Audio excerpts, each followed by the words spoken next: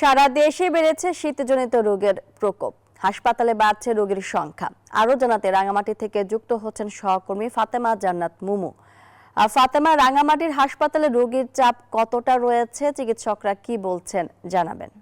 ধন্যবাদ মাহবুবা মনি। আমি আছি এখন রাঙামাটি জেনারেল হাসপাতালে।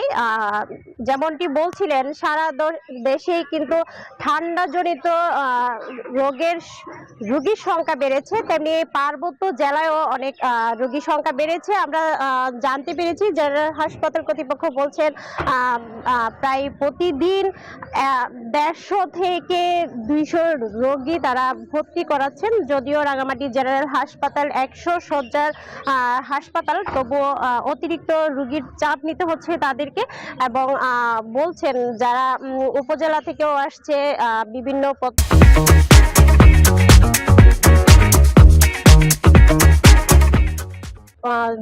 প্রত্যন্ত এলাকা থেকে আসছে, সীমান্তবর্তী এলাকা থেকে আসছে, তাদেরকেও তারা চিকিৎসা দেওয়ার ব্যবস্থা করছে। যেহেতু রাঙামাটি একটি পাহাড়ি অঞ্চল, এখানে বেশিরভাগ হচ্ছে সীমান্তবর্তী এলাকার লোকজন, যার কারণে এখানকার যারা স্থানীয় আছেন তারা বেশি ঠান্ডাজনিত রোগে আক্রান্ত হয়। বেশিরভাগ সর্দি, কাশি, জ্বর, ডায়রিয়া আর হাঁপানি, বিভিন্ন রোগে তারা আক্রান্ত হচ্ছে।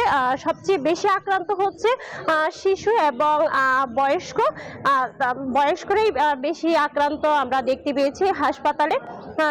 যার কারণে ডাক্তারদেরকেও অনেক সময় চিকিৎসা দিতে তারা কিন্তু হিমশিম খাচ্ছে।